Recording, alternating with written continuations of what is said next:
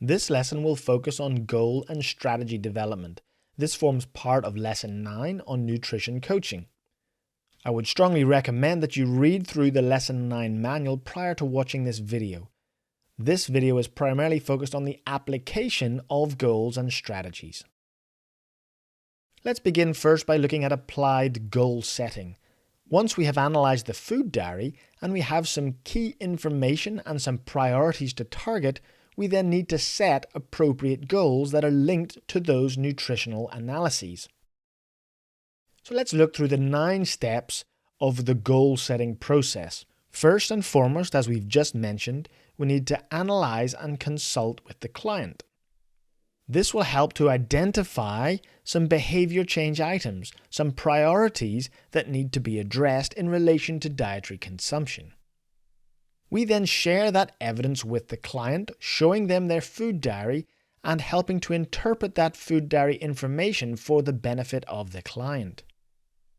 Once we have the client on board, we then need to record our goals using the SMART acronym. We'll discuss that acronym in just a moment.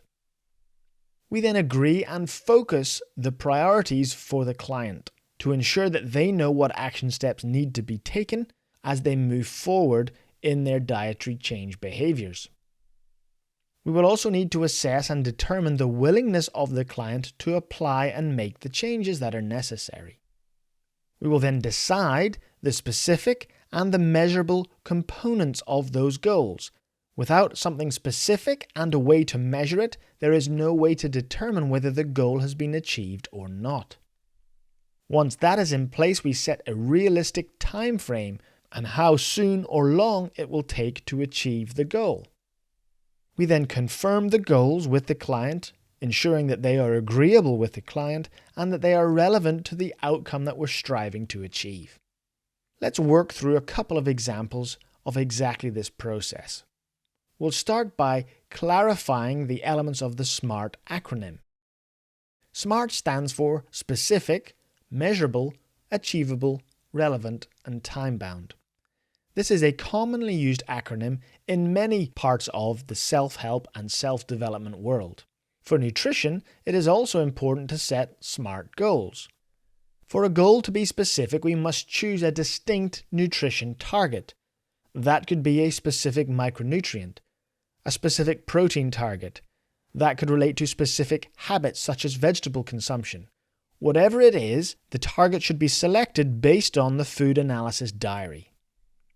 Once we have a specific target, we must have a way to measure that target.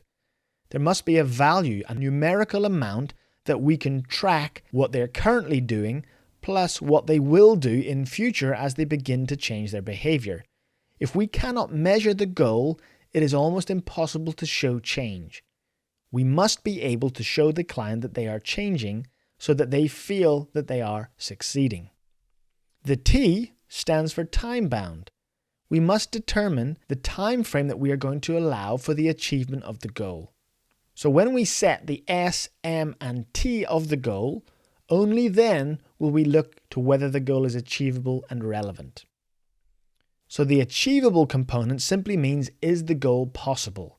Based on the specificity, the measure that we are tracking, and the time frame that we have set, is it possible for the client to achieve the goal?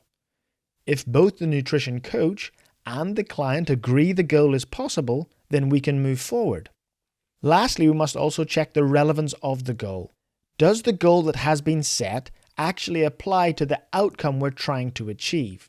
So perhaps the goal was to consume 2 portions of extra chicken per day, because the outcome we're trying to achieve is to increase the grams of protein by an additional 40 grams per day.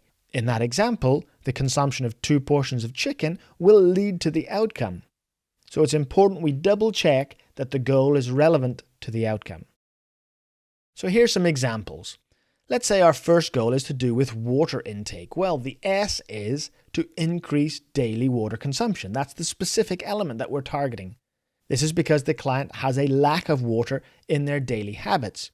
The measure is to drink 800 milliliters more water. Their current intake is only 1.4 liters per day, but their daily target is 2.2 liters per day based on their body weight and exercise habits. As this is a relatively simple goal, we'll set it a short time frame, and therefore 2 weeks would be more than enough time to develop this new habit. Now that we've set the S, the M, and the T, we can look at the achievable and relevant components. Is it achievable? Well, it's a simple goal. We have a supported strategy in place, and we're going to ensure that that will help achieve the objective. We'll discuss the strategy in the next video. The relevant is, it is necessary that they consume more water to offset the negative effects that are associated with dehydration. So it's certainly relevant, and it's certainly important that we help the client move forward. Let's show another example that relates to food. In this case, we're referring to vegetable consumption. The client is not consuming enough vegetables on a daily basis. So the specific element is to increase vegetable consumption.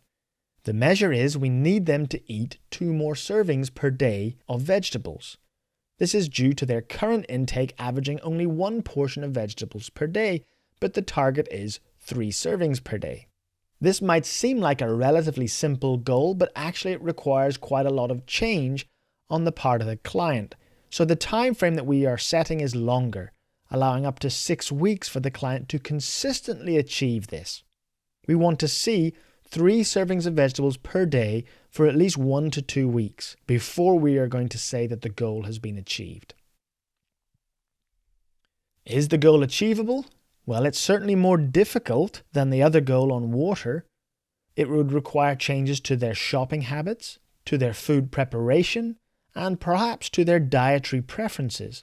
So with those 3 bigger requirements in place to bring about the achievement of the goal, this is why we have set a longer time frame to allow for some variation in their adherence to this goal. Is the goal relevant? Absolutely. It's necessary for this client to be able to increase their fiber consumption and their micronutrient intake.